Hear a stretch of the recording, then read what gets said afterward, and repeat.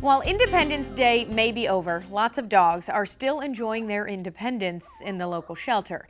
The holiday is notorious for scaring pups into running off. So where do you go if your pet's still missing? How might you stop it from happening again?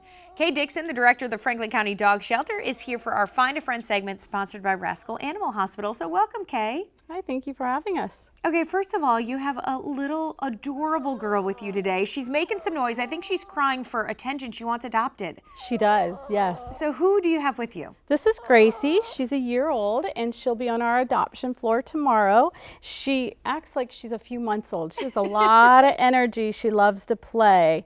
I don't know if she'll be much of a lap dog. She seems to want to get around and run, obviously, and play, so she's probably good with families, with kids, right? I would imagine so, yes. She passed all of her behavior assessments, and I think she would enjoy to have some children around. And what breed is Gracie? She is a long-haired Chihuahua mix. Okay, so perfect. All right, and she is available at the Franklin County Dog Shelter starting tomorrow, Yes, right? yes. Gracie, you want to run around a little bit? Do you want to play? So let's talk about this past weekend, because you had a slew of dogs end up at the shelter aside from Gracie. We did. Total intake over the weekend was just over 100 animals that came in through our stray ward.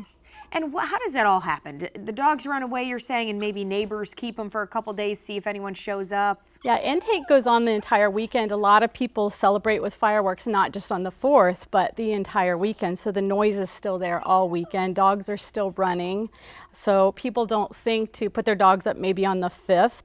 A lot of neighborhoods, the people that live there might pick them up hoping that somebody will come by looking for them. And then when they have to return to work on Monday, they will drop the dogs off with us because they don't have a place for them. So you now have these 100 animals that have come into your care, and you already had 200 dogs there, right? So you guys are kind of needing some people to come adopt. We desperately need adopters. Our capacity is at its limit right now with the current staffing. So we've got about 300 dogs there. In the whole month of July, we do have a special. All dogs over 45 pounds are $18. And all dogs for any veteran, serving current or past veteran, is $18 as well in the entire shelter. It's a great time to come and adopt. Yeah, you've got these two great deals. Plus, I mean, adopting anyways at the shelter is not an expensive thing. Oh no, it's $123, and that includes spay, neuter, microchip, license tag, rabies tag, heart guard for heartworm check. It also includes a dental if it's needed, full medical, all vaccines, and like I said, most importantly, the microchip with the spay and neuter. And the microchip is probably a good thing to talk about in circumstances like this, because you have all these dogs, and if they're microchipped, it's easier to get them back with their owners, isn't it? Yes, especially if the microchip's up to date. If the information's current on there, we can get the dog returned to you without it ever even coming to our shelter. We'll call you, make arrangements to drop it at your house or pick it up, so that's less of an expense, and plus it's not as stressful for the dog. And what happened after this weekend when you had, more than 100 dogs? Some of them did get reunited, right? Yeah, we probably had about 35–40% that were reunited. Oops. And that's people who know maybe, hey, I know my dog got scared off somewhere. I'm going to check the local shelter. Yes, and some of those people came down on Friday even and filed lost reports with us. So we kept our eyes open. If we were able to, what we thought would be, their dog, we could call them and have them come down as well. So.